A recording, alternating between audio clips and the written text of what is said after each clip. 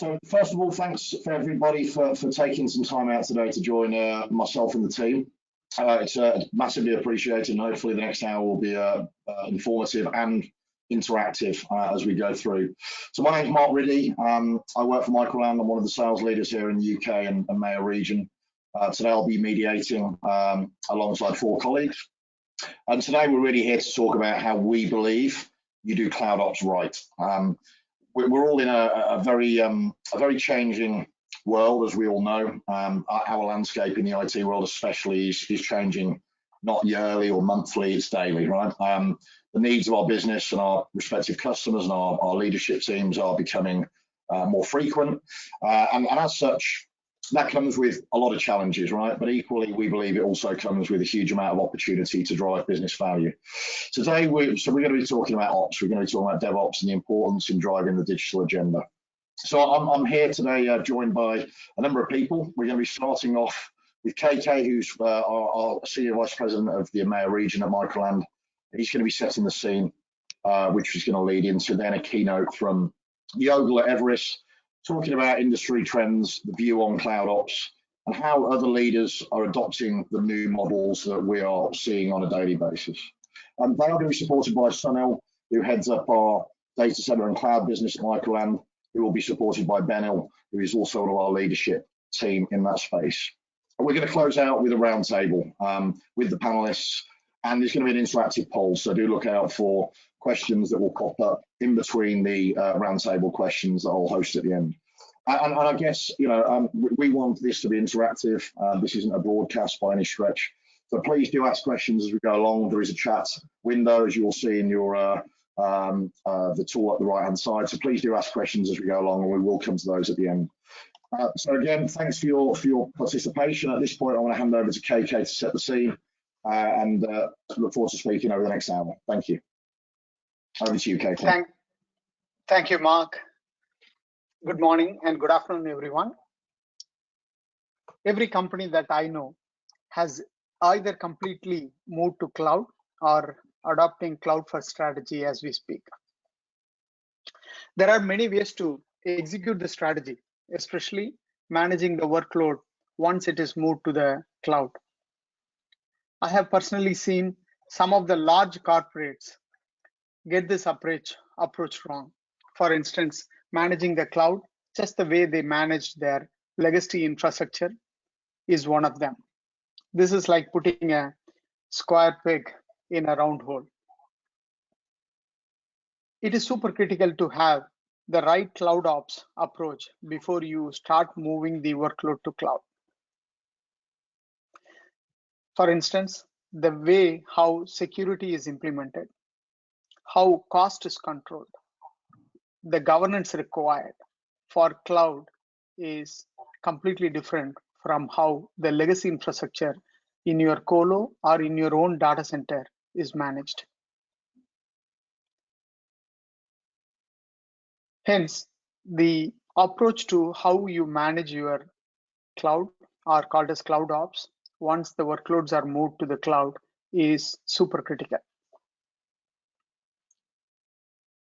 Michael had the privilege of working with several customers, not just in the UK and Middle East, but across the globe, working with some of the very large conglomerates in the very early stages of cloud adoption.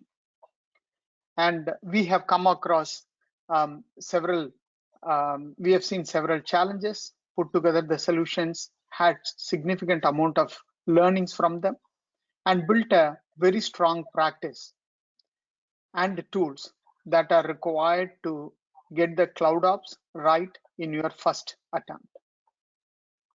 In this session, technology leaders from Michael Land would share our knowledge in terms of challenges, solutions, and pitfalls in the modern cloud ops.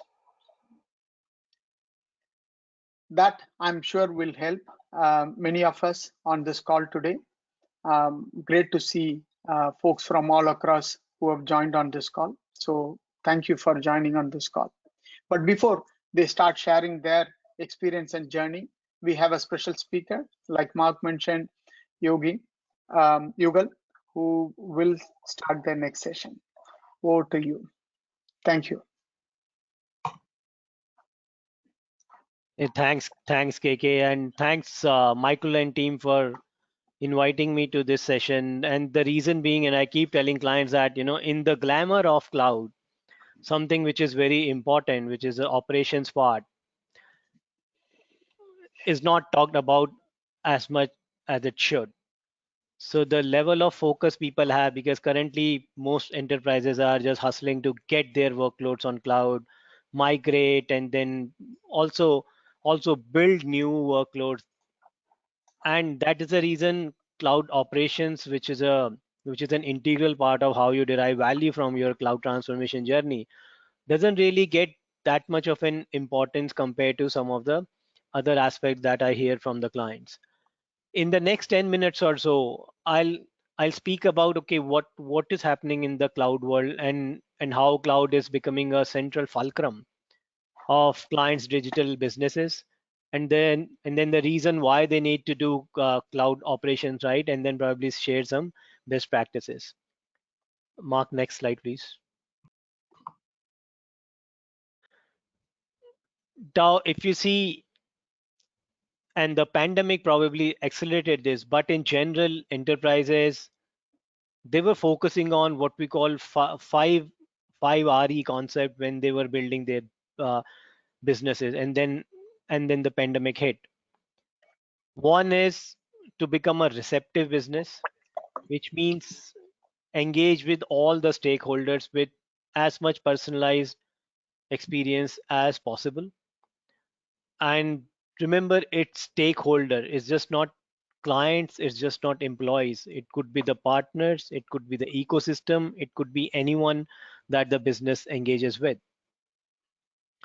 Responsible, and this probably became much more important due to the pandemic. People suddenly started to question the purpose of their enterprise, what they are doing, how are they going to sustain business, and so on. So sustainability became a very important agenda, and I think that will continue to happen for a fairly long period of time. But to do that, they have to run their technology very efficiently and effectively. So it's just not about being efficient, which is mostly confused with when we talk about operations, but being effective as well. So how technology, which means cloud services these days, influence this sustainability agenda of client. Reliable, I think over a period of time, especially during the pandemic, we saw the number of cyber attacks across organizations going up, and despite the fact that the earlier assumptions of cloud being less secure have probably now gone, but the clients still want to build a reliable business. And how do you build a reliable business? You need that kind of a glue, which means your systems need to be secure. So if you are migrating to cloud or building on cloud, you need to understand how do you need to bring the elements of security. Responsive, businesses for ages have had this complaint that our technology operations are not moving at the speed that we want, and I think cloud ended up solving some part of that puzzle, but there is a long way to go. As the acceleration of agile DevOps happen, as businesses demand their technology teams to move faster and faster, many times becoming almost a treadmill where you have to keep running faster but probably do not make a progress. So how do you make progress as well? Not only changing the way you serve your businesses, but actually progressing as a technology team too. Then resilient. This word is being used more often these days, that and the reason being we saw many businesses went bust during the pandemic. And despite the fact that you cannot really predict next black swan event like this pandemic, but some of the forward-looking enterprises, some of the forward-looking CEOs and CIOs are thinking along those lines, that what if something similar happens going forward? So how do I build my modern systems? How do I build my modern technology? which will allow me to be nimble enough, to be flexible and agile enough, yet be resilient. What they do not want is to invest in a technology which is very agile, very fancy, but doesn't really provide them the support that the business needs. And that is where the role of operations becomes so critical, because you may build the workload once, but then you have to manage it for a fairly long period of time. And if you have to derive cloud value of from your investments, operations become critical. Next, please. In our research, we found, and this was at the peak of the pandemic, that even the pandemic could not really dampen spirit of almost all many enterprises in terms of their willingness to increase speed to market. And we saw 58% of enterprises that we work with accelerated their agile and DevOps adoption. We were, truth to be told, we were under the impression that enterprises will probably not go forward with these newer models, but they did, and they even accelerated. We saw 2.5 times increase in the number of cloud native engagement that we track. And all of that has implication on the technology operations organization. As businesses move towards a product centric model, which is happening slowly but surely, how do they change? And change from a build point of view, change from an operate point of view. Then of course, how does the entire operations model change? Yes, you have migrated to cloud, hybrid infrastructure, converge infrastructure. There are multiple such. But at the end of the day, somebody has to manage it. How do you do that? Next, please.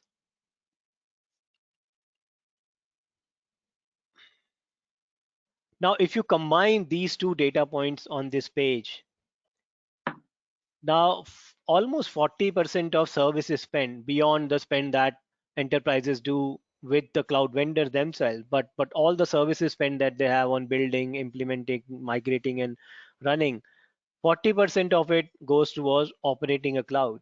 And despite that, as I said earlier, the focus isn't sufficient. And that is one of the big reasons we found that 67% of enterprises said they aren't getting the desired value from their cloud initiatives. And ironically, they will end up finding lot many excuses or lot many reasons. But what they would rarely talk about that they aren't really managing their cloud estate now in a modern way. And to KK's earlier point, a lot of them are trying to change their operations model, but a lot of the legacy practices continue.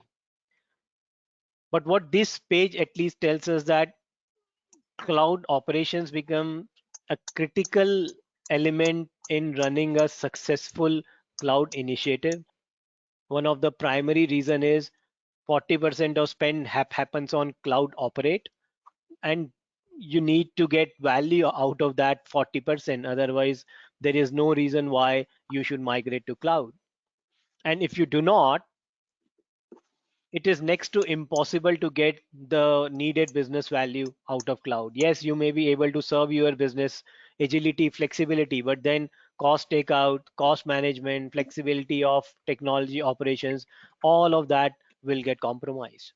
So bear that in mind. Operations is a big part of cloud services spend, and we need to do a good job of it. Next page, please. So many times operations get equated with running and saving costs, which is, I won't argue, it is definitely important. But at the same time, businesses are looking for more than cost savings when they run their business on with cloud as a building block. And we did this research, and then that was published, where enterprises who have built operating models that take their cloud complexity into consideration, they are not only able to save lot much costs, but they are able to get higher value benefits as well around agility, user experience, resilience, almost in a 1:2 ratio. I would not read everything that is on the page, but it was even an eye-opener for us when we did this research across quite a few of clients.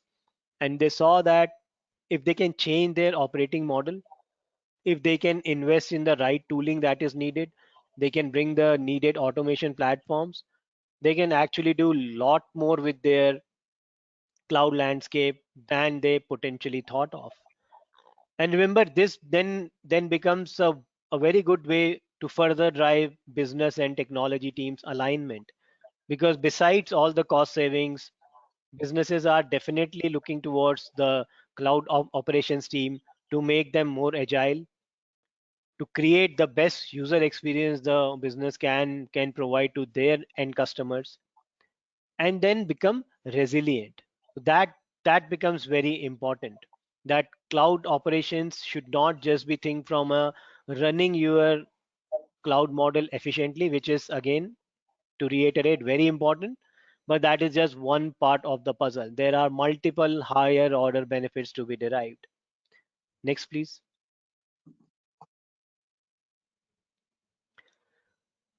Now, this is the last page that I have, and some of the challenges I think KK also pointed out, that yes, I want to move to cloud. One of the, if I have to say, simplest question that we end up getting from our clients is that, how do I manage my applications in the cloud?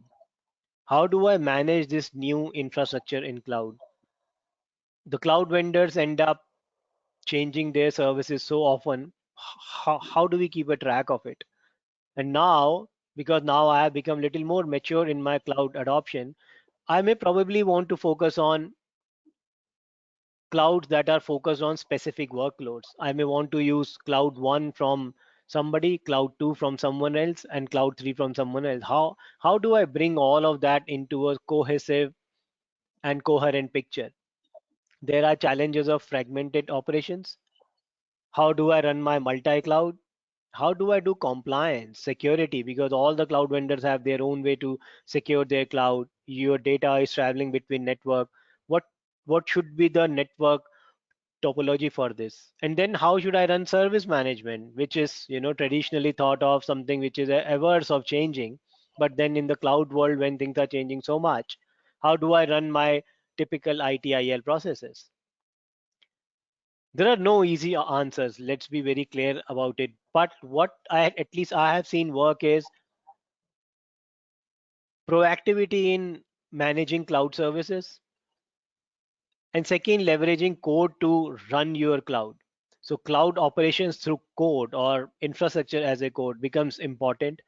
That's the reason we see many enterprises hiring software developers in their infrastructure team. The way it happened in quality assurance, the software development engineering test started, same wave is happening in infrastructure. Last but not the least, the automation story, or the hyper automation story, where you are less concerned about the tools and technologies, but what you are concerned about is a platform that can integrate as many tools and technologies that you may want, because the cloud vendors may keep coming with different offerings that they have. But then how do I create an abstraction layer, create an automation platform that can give me the best of the both worlds, but I do not have to either break my budget, or I do not have to compromise on innovation. So I need everything, but at the same time, eventually I would want to operate my cloud right. That is all I had in terms of pages, and I'll hand it over to Mark. We will talk again during the panel discussion. Mark, over to you. Thanks for that, Yogel. I appreciate it. So we've got a few questions coming in, which we'll cover off at the end. There's a couple of, I think, key points that we wanted to try and draw out now by the panel. So I'm gonna cover some of those off if I may, and by all means, again, any questions that come in, please feel free to send them as we go. So we've kind of talked about the changing world. Therefore, there's a need for some change around that in terms of our IT infrastructure stack. So what does it mean in terms of modern infrastructure? What does it look like? What do we think the key characteristics are? And Sunil and Yogel, I'd like to kind of direct that question to you guys, if you don't mind. Thanks, Mark. So what are the characteristics of modern infrastructure, right? So modern infrastructure is predominantly cloud enabled, of course. That could be public, private, multi-cloud, and it could be distributed as well. When I say cloud, I don't mean just the infrastructure as a service or IaaS part of it, but also the higher level PaaS and other services that the cloud hyperscalers offer. So that's one characteristics of modern infrastructure. Basically, if you look at it, the definition of infrastructure has fundamentally changed. When we think of infrastructure or yesterday's infrastructure, we thought about server, storage, network, security devices, so on and so forth. But that's yesterday's definition of infrastructure. Now, let me give you an example how the definition of infrastructure has evolved over the last couple of years and how does it look today. Let me take you through a customer scenario. So one of our customers in the UK uses a legal application which leverages, let's say, SageMaker or any on AWS for its artificial intelligence and machine learning needs. It uses several microservices. A few of them run on containers in an EKS cluster, and few of them run on AWS Lambda, for that matter. The artifacts are stored in the S3 storage. It uses Cognito to manage user B2C access, and also it uses RDS for its database, right? So it also makes API calls to a bunch of SaaS services for data validation and some other stuff, checking past case records, etc. But apart from this, you also have API gateways and other regular stuff that we know, which is network security, not to forget service mesh, key management, identity access management, all other services.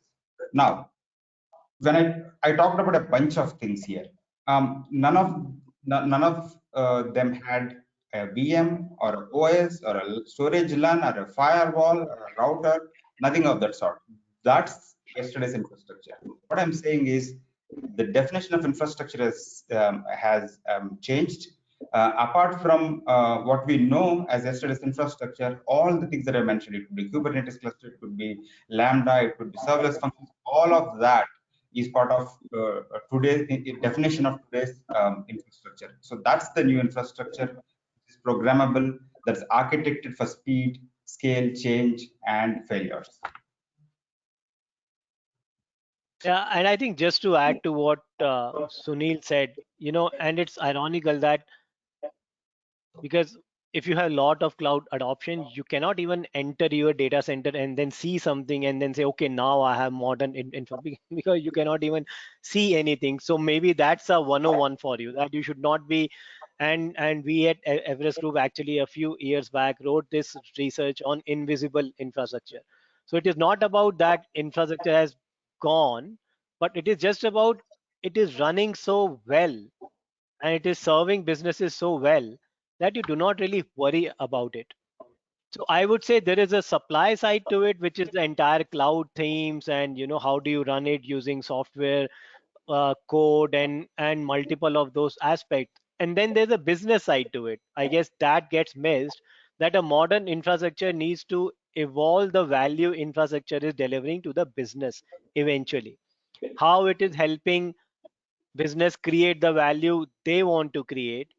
Is it helping them enough to run with the speed the business wants to run and at the cost that they want to run? So I guess if an enterprise thinks from both a demand perspective and from a supply side, okay, these are the technology tenets, what Sunil also said, right? Kubernetes clusters are there. You are using microservices to build your newer applications, and your infrastructure is application aware, and it knows which application is running.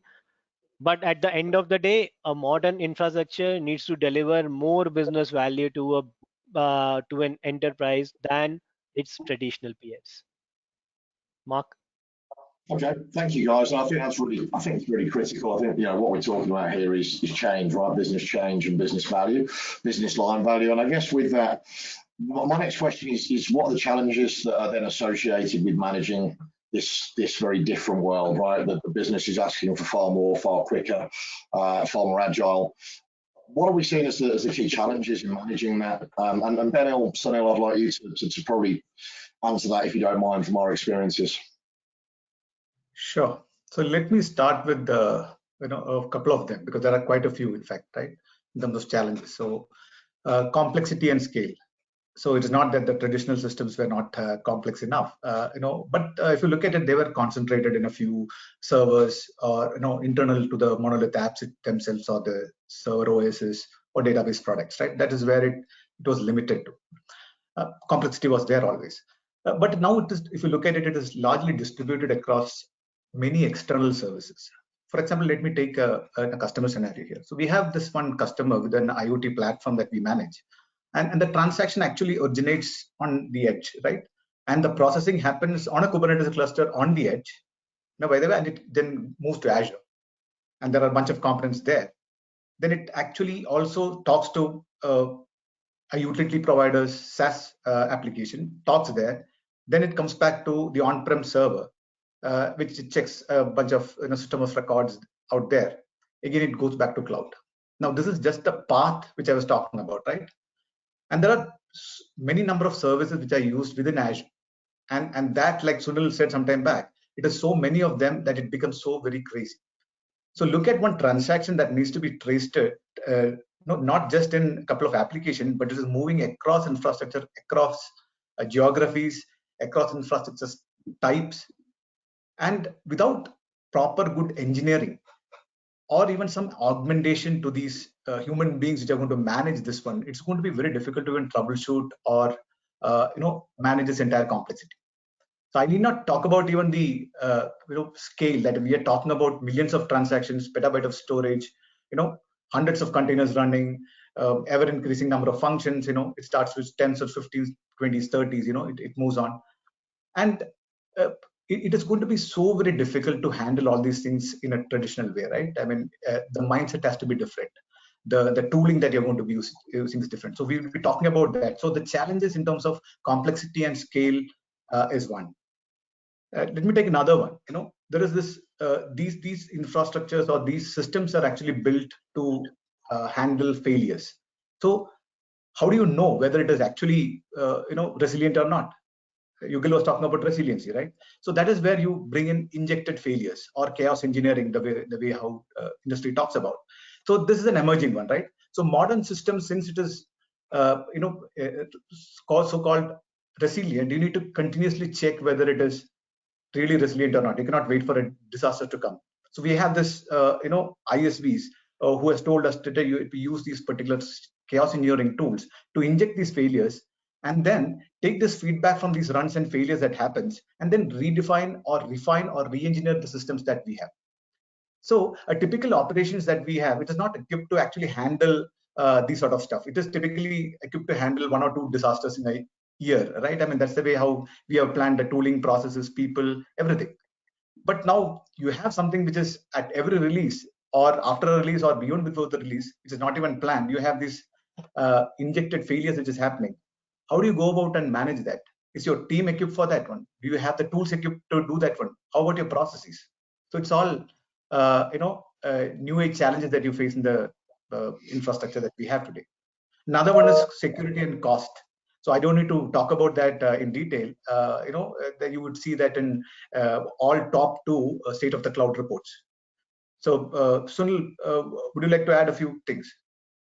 Yeah, so you pretty much covered most of the challenges, but I would like to add a couple to what you just said, Benil.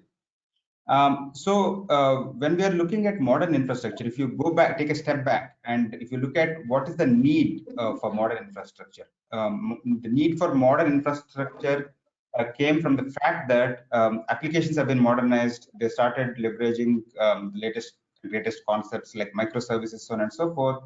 And they needed this kind of infrastructure. So because the world is moving towards digital transformation, and then the application modernization is happening, the infrastructure had to catch up, and therefore we got this new definition of modern infrastructure, and modern infrastructure came into existence.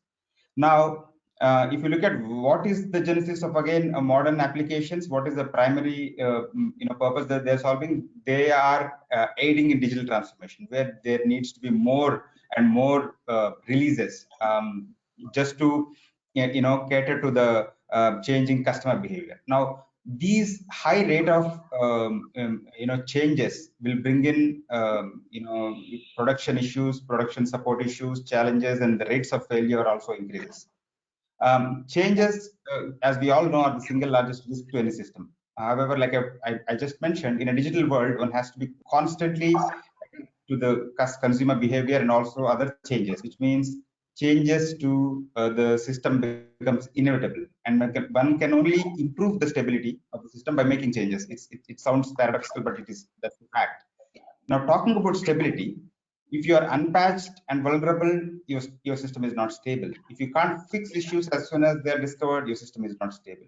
If you can't recover from failures quickly, your system is not stable. If making changes involve considerable downtime, your system is not stable. If your changes are frequently failing, your system is not stable. I can go on and on and on. But the point being, one of the major challenge is the frequent changes will bring in frequent failures, and one needs to be ready for that. That's the second thing. That's the first aspect. The second aspect is, these changes are hard to track and govern. You need tool set, you need automation, you need infrastructure as code kind of a automation systems that can help you not to drift from your baseline. Now, Benil talked about tooling. I would like to add a couple more things. Today, if you look at, I'll talk about one of our customer scenario where the customer has all the aspects of modern infra and also traditional infra. They had VMs, they had Kubernetes clusters, they had microservices. Now, how do you manage it? There are no, let's say, there are no single tool that it can manage all these seamlessly today, if you look at it. Therefore, you'll have to make use of cloud native tools. You have to make use of third-party tools. You have to in-house build automation also can be used. Now, having these too many tools is also a challenge, right? Sometimes one needs to ensure that you are not using too many tools, but of course the need forces us to do so. So, like I said, this is another major challenge that we see: too many tools to manage too many pieces of infrastructure. That's both the blessing and a curse as far as composable infrastructure is concerned. Mark? Superb. Okay, so thank you for that. So the role of microlabs, obviously we're an SI in our own right. Obviously, there's many others out there, and clearly there's many early adopters for which we are one of. What approaches are we taking in operating the associated cloud infrastructure? Because clearly that's critical for this to work, right? What approaches are we taking? Again, Sunil, Ben, it'll be good to get your aspects on that if you don't mind. Yeah, I can talk about that. So I just talked about how inevitable change is and the challenges associated with frequent changes. Our approach has been that we've always kept in mind how do we manage the change at scale, at desired speed, while minimizing errors. So that has been at a very high level our approach with our customers. But how do we do that? It's easier said than done. But how do we do that? Of course, to start with, we need great talent, some practices that are different from the traditional ones, and finally, lots and lots of tooling and automation. So that's how we approach this problem for our customers. Another couple of points to add here. One is make the infrastructure modular and composable. The more composable and modular the infrastructure is, the lesser the impact of a failure. If you have a monolithic infrastructure, one problem can bring the entire application down. But if you have composable infrastructure, only the problem is not compounded; it is restricted to one particular piece of the application, and also problem isolation becomes that much more easier. So that's one point. The last point that I would like to add is we hear about infrastructure as code all the time, right? So you open up any website, you attend any webinar, that's the flavor of the season. But what we need to do is we need to codify as part of the infrastructure as code method. We need to codify the composable infrastructure, apply software engineering principles in managing infrastructure as code, and automate to the maximum extent possible. One golden rule is never build or change anything manually. It's code all the way, right from the start till the end. Benil, would you like to add something? Sure, Sunil. So another way that we use is, it is again adding on to this so-called idea of infrastructure as code, right? Infrastructure as code. Again, when you say that there are various ways in which you can manage infrastructure as code. So one of the most critical aspects is known as the desired state-based management. So this is like, you define what your systems want to do, or, mainly the underlying infrastructure, how it has to behave. So you declare that as a piece of code, or like you said, components or multiples of them, because we are using modules, right? And then using one of the best available tools that you have, whether it is Terraform or Pulumi, CloudFormation templates, or your Kubernetes deployments itself. And these tools are going to manage the declaration and ensure that the desired state is always available the way how we have codified it, right? So you design your systems to support this sort of need. So if you're going to create a system which cannot be declared and managed, then you have trouble.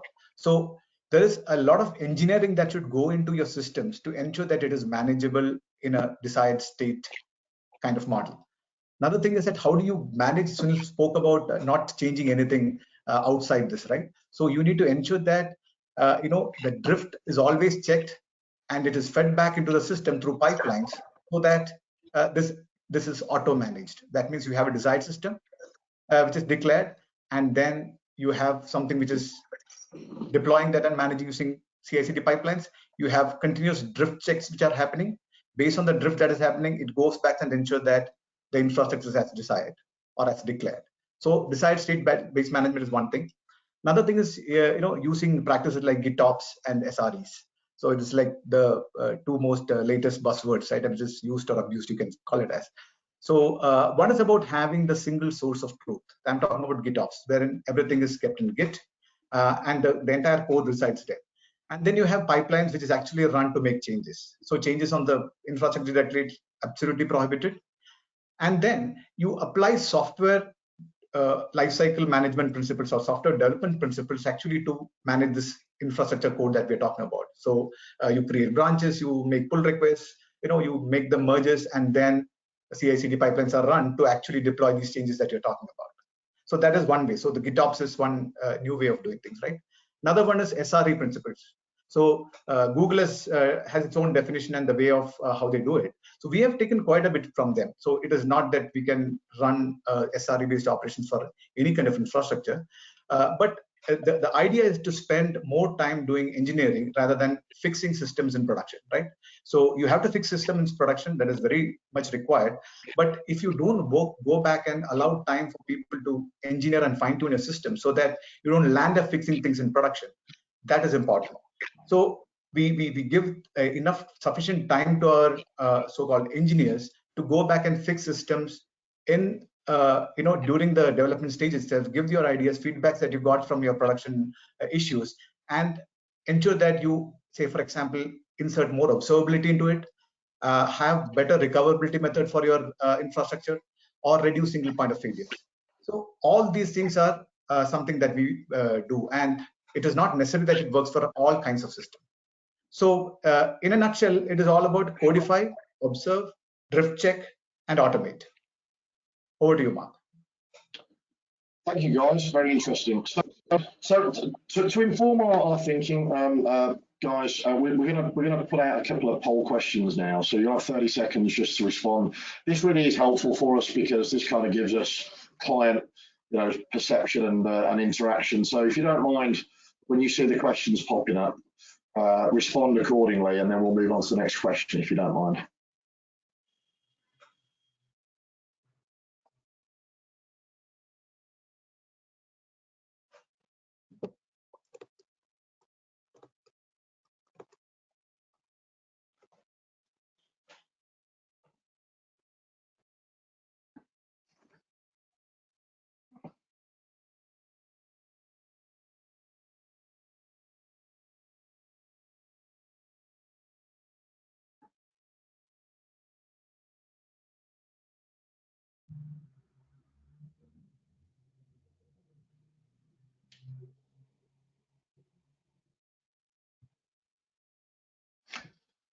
Okay, I think hopefully everybody saw the question pop up.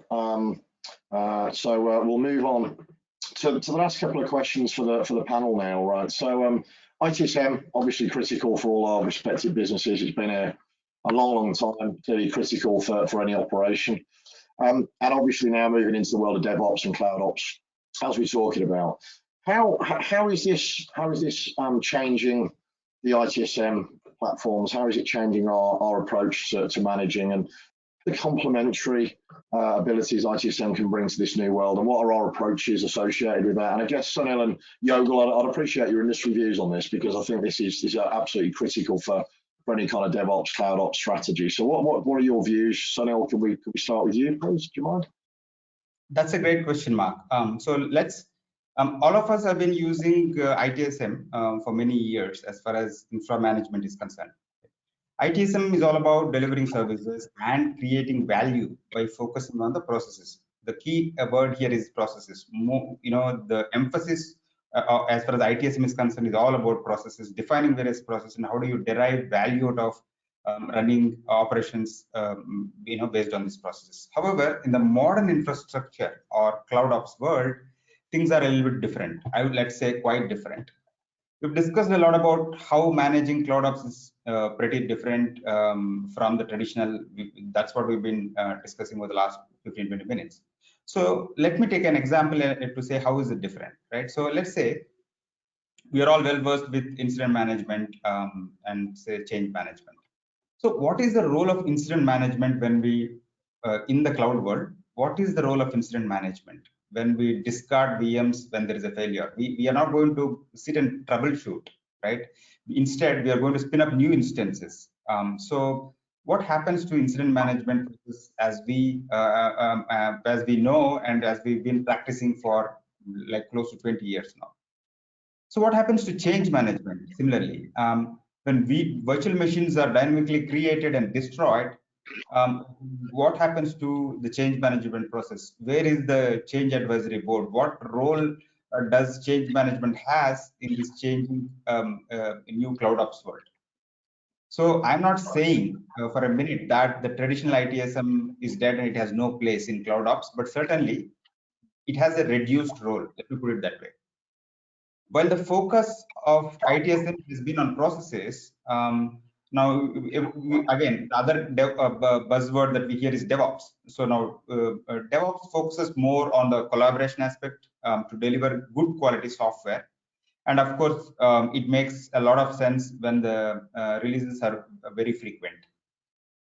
We talk about ITSM in the context of operations, whereas DevOps more in the context of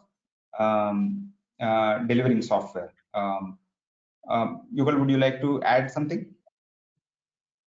Hey Sunil, no, thanks for providing that color. I think one is, what people forget is that in an enterprise world, there are hardly or options. I mean, these are not really binary options. These are always and option. That is one. Second is, you have an ITSM team.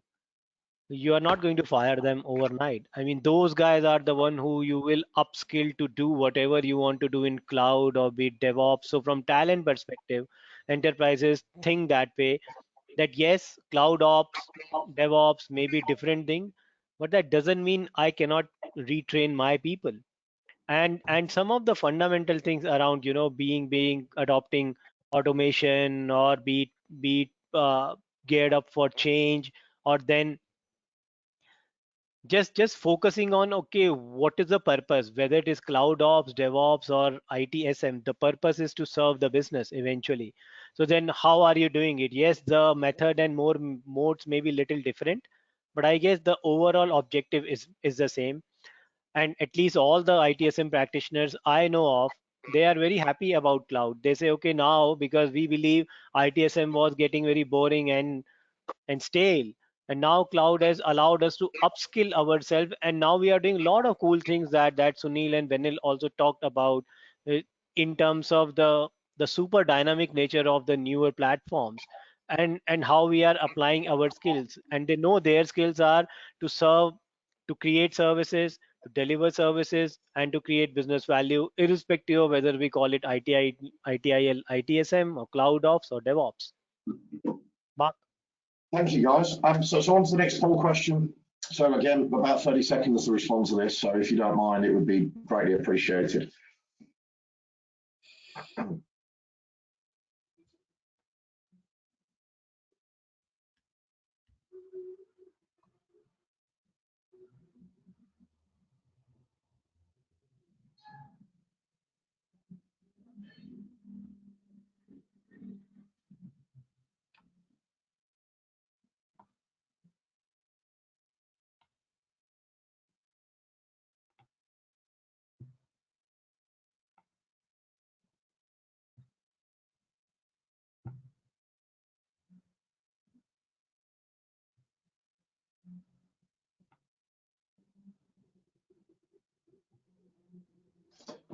Right. Okay. So on to the last and critical question, I think, before we look at the questions that have come in during the last 45 minutes. Conscious that we've got 15 minutes left. So panel, Ben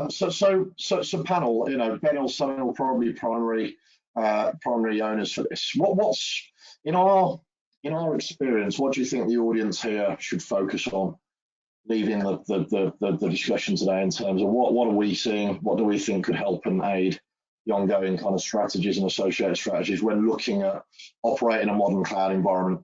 What are the do's and don'ts? We see this day in, day out. What can we share that might aid and help the value moving forwards for our customers that have taken their time out today? Yeah. So I talked a lot, including the other panel members, about the importance of tooling and automation. But one thing I would say, and these are the learnings from various engagements that we have participated in with our customers over the last few years. Never underestimate the time and effort involved in getting this in place. Don't assume that you can buy a couple of tools and then be done with it, or write a few scripts and be done with it. It's not that easy, right? But having said this, once you have successfully implemented the tooling or automation, you take that a challenge and you run with it, you will reap the benefits. That's for sure. That I can guarantee you. We have seen with all of our customers. I have personally seen customers getting overwhelmed initially, saying, "Okay, I'll need to integrate these tools. I need to do a lot of automation. Is this all worth it?" Right? But Billy, trust me, all of it is worth it. So. But the only thing is, I also seen customers who get disappointed and then saying, "No, I don't want to do this. I'm happy with the way things are." But then they also face the consequences. So the point here is that yes, it is not going to be simple and easy. One needs to keep in mind that there is a considerable amount of time and effort involved in getting this. Also, one needs to plan and be prepared to spend that kind of time and effort. But again, I'm reiterating that once you do that and once you cross the bridge, you will reap the benefits of cloud. You'll maximize the value of cloud, which will take you further in your digital transformation journey. Again, second point, at the risk of repeating myself, let me again state that once you have the automation in place, never ever make changes to the system manually. All changes will be made by the automation that you have built. Else, all the hard work that you have put in will go down the drain. Third point, also in my experience, all the automation tool will only make sense at a certain scale. That this is one more thing that we all need to keep in mind. Do not expect returns too soon, because then you will be disappointed. If you have a very small environment, then you have to look at what you need to take, what is the effort to benefit ratio before you jump into this. But keep in mind that one size doesn't fit all. You need to do that assessment of effort to benefit and then take a call. Benil, would you like to add something to this? Yeah, definitely, Sunil. So other than that, one thing that comes to my mind when we actually did is that trying to implement the same model for every kind of infrastructure. You remember I discussed about this and said that the modern infrastructure is where this would really fit well. So if you're trying to apply the same IaC models and GitOps and SRE principles, observability, these kind of newer methods to a traditional VM-based monolithic architectures, can it work? It might, but the effort that you're going to put and trying to make it work is not going to be really fruitful. So don't try to apply this modern models to all sorts of infrastructure that you have. This is not one thing. Second thing is that always, like Sunil said, test the effectiveness of the new model before you scale into something else. So ensure that your tooling is right, because confidence is so very important. So you test your effectiveness of the entire, not only tooling. This is just not about just tooling, right? Tooling, methods, skill set, beliefs. So many things are there. So you test it, prove it, only then scale. Yeah, it is said for everything and anything for that matter. But this here it is very critical.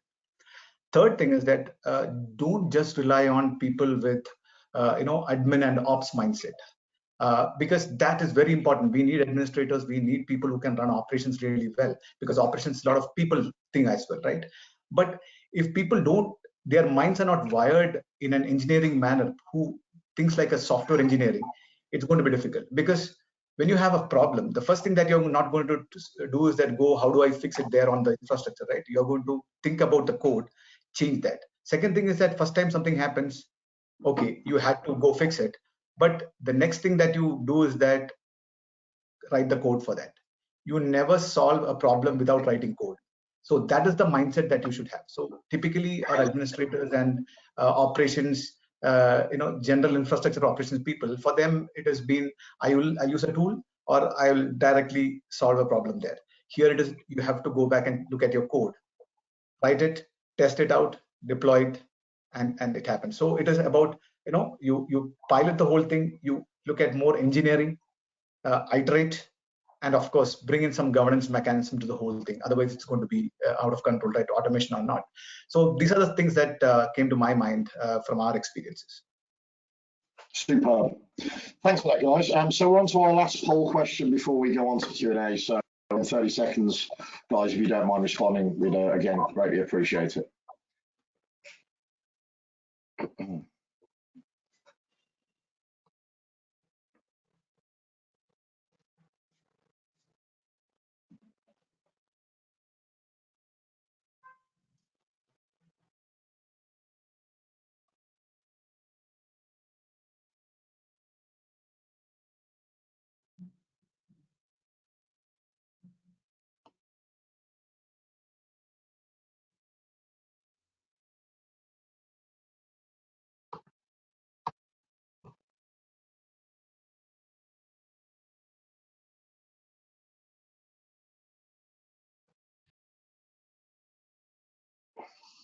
Right, I think that's done. So firstly, thank you for participating in that poll. That will help feed into, like I say, some of our ongoing thoughts, solutioning, etc. So we've got a couple of questions that have come in. So I'll go in no particular order, but this first one I think's a really interesting question. Certainly something I think we're certainly seeing a lot of. So the world of cloud, I think we've made it very clear. Certainly from our viewpoint, it's prolific. It's not.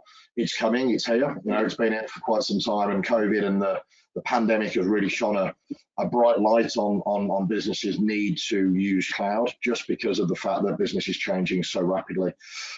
So a question to the panel from this customer is that this is on CXO's radars now. It's quite often on CEO's radars, right? We're seeing more and more programs sponsored by chief execs rather than CIOs necessarily, because of the importance. What are we seeing in terms of regulated business, in terms of the move workloads to cloud? What are we seeing? How are we getting over it? And what's our general perception? I think it's a great question, and I'm not sure.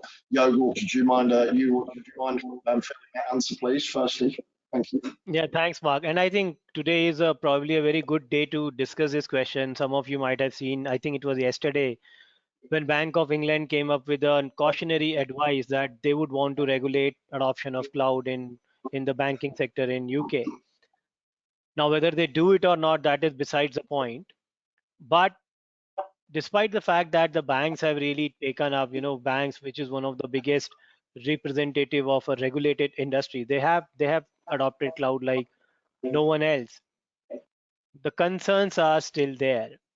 Now, having said that, there are a couple of best practices we have seen work with regulated industries in general. One is learn from the peer. Many times, enterprises do not really know that some of their peers have already done the migration that they are scared of. So, learn from them. Second, which is the 101 of cloud migration, is the segregation of workload. Okay, which are regulated workload, which are not. So you get business buy-in by quick wins. Okay, migrating some of the workload to the cloud, which do not require regulatory oversight. So that 101 needs to be done. Learning from peer needs to needs to happen. And then third, when it comes to actually complex and regulated workload, then clients have to take everybody on that boat, be it the regulator, be it their firm, be it the stakeholders, and then decide a course in terms of how do we proceed from here. So what we normally recommend such clients is you invert the problem. So problem in inversion lets you say, okay, moving to cloud is what I have to do. Now, how do I solve for it? Rather than saying I have a regulated workload, I cannot move to cloud. The problem should be I have a regulated workload. How should I move to cloud? I want to move to cloud. What I need to do to move a regulated workload? And I think this change of mindset, this change of problems solving approach has helped enterprises, because now cloud vendors have so many security and so many all the compliance in place. They have everything in place, probably better than what it was in the on-premise world. So a lot of this fear is probably in the mind. But then if the law suggests something, if the regulation suggests something, you have to abide by it. As long as you are not breaking the law, I think there are a lot of options for regulated industries to move to the cloud. Super. So I'm conscious we've got about 3 minutes left. I think firstly, I'd like to thank you all before I hand over to KK to kind of wrap up. I'd welcome some follow-up discussions. I think it's fair to say we'll be in touch with those that have taken an hour out of your busy diaries today to see whether or not there might be some value in ongoing discussions and investment from our side. So firstly, thank you for your participation. Secondly, thanks for taking an hour out. And I do hope you all have a great weekend. And at this point, I'm going to hand over to KK to close. Over to you, KK. Thank you. Thank you, Mark. Thank you, everyone, for taking your time out and attending this session. I thoroughly enjoyed the entire session, right? Beautiful inputs, very important. First, Yugal made a point like, while you are going to spend 40 pounds out of your 100 is going to be on managing the cloud, which is operating. Getting that right is very critical to getting the desired value out of your initiative, right? So love that. Thanks for that, Yugal. Benil covered very nicely. How do you codify, do the drift checks and make sure everything is automated? Sunil, very nicely covered. Do not do it manually if you choose to do it automated way. Very simple, but very important. Thanks for those points. And there is no one size fits all, which is also very important. Segregation of workload, which Yogal made, is very, very important, because you don't need to spend the same amount of money, whether it is the cloud location or the cloud management, right? So very nicely captured. Love this conversation. Madhur, for the benefits of the audience, we should, I think, take this, inputs, put them into a small summary and share it with the attendees as well as a ready reckoner for them. So with that, I wanted to thank once again all the attendees and have a wonderful weekend ahead. A beautiful summer day, I think. Thank you. Thank you. Bye. Thank you.